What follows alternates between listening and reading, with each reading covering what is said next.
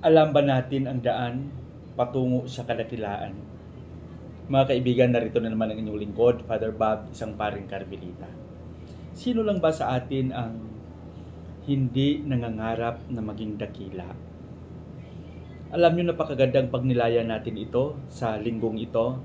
Nasa ika-22 araw na tayo sa buwan ng Setyembre at nasa ika-25 linggo sa karaniwang panahon. Purihin natin si Jesus, Maria at Jose. Mga kaibigan, mga kapatid, ang ating mga pagbasa sa linggong ito ay napakaganda. Ngunit bigyan diin natin ang mensahe na gustong ipaabot sa atin ng ating ebanghelyo sa linggong ito. Gaya ng sinabi ko kanina, sino lang ba sa atin ang hindi nangangarap at hindi umaasam na maging dakila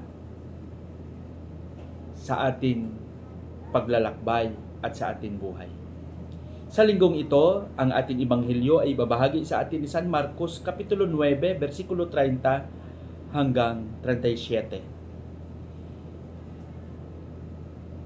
Si Jesus at ang kanyang mga alagad ay umalis at nagsimula sila ng kanilang paglalakbay patungo sa Galilea. At hindi maiwasan na habang naglalakbay sila, ang mga alagad ay nagkaroon ng pag-uusap ng mga diskusyon at mga katanungan posible sa mga nangyari at mga ginawa nila. At sa konteksto ng ating ebanghelyo, ang kanilang pinag-uusapan ay kung sino ang pinakadakila. Kaya nang marinig ito ni Jesus, ang ginawa niya, kinuha niya ang bata at pinatayo sa kanilang taliwala at sinabihan sila.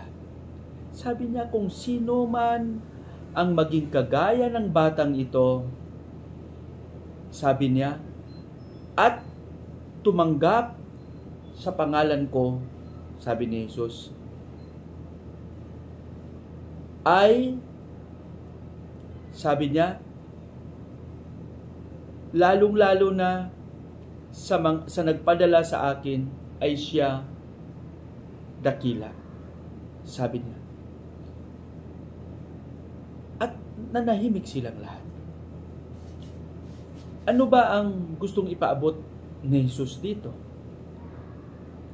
Bakit palagi niyang ginagamit at inihalintulad ang isang ninanais ng mga alagad, lalong-lalo na sa pagiging dakila, gamit ang isang bata? Bakit ano ba ang mayroon sa isang bata? Di ba mga kaibigan, mga kapatid, hindi lang ako nakapansin, kahit kayo mismo napansin nyo rin. Ang mga bata ay napakababaw lang ng kanilang kaligayahan.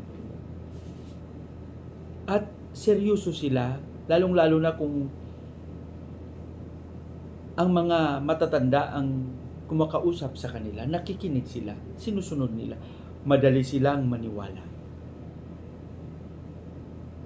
At napansin nyo sa kanilang limitasyon bilang bata, pag magkaroon ng hidwaan, away,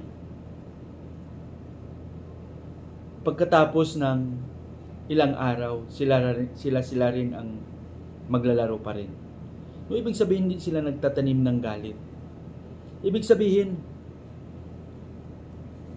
matapos na maipalabas nila ang kanilang mga damdamin ay parang walang nangyari. Siguro mas maganda na makita sa ganong aspeto ang mga pag-uugali na ginagawa natin. Kaya nga sabi ni Jesus, ang sino man ang maging katulad ng batang ito ay siyang pinakadakila sa kanyang paghahari. Dakila dahil naroon sa pag-uugali ng isang bata ang kababaang loob, ang pagtitiwala, ang pakikinig, at pagsunod. Kaya mga kaibigan, siguro mas magandang tingnan natin sa ganong aspeto na tayo makamit natin ang kadakilaan kung tayo mismo ay magsikap na magkaroon ng kababaang loob, bukas na isip at puso sa ating pagsasabuhay ng ating pananampalataya. Pagpalain nawa tayo ng Panginoon sa ating panalangin. Panginoong Hesus, turuan mo kaming magkaroon ng kababaang loob na maipahayag namin ang iyong paghahari ng may kagalakan at katapatan. Amen.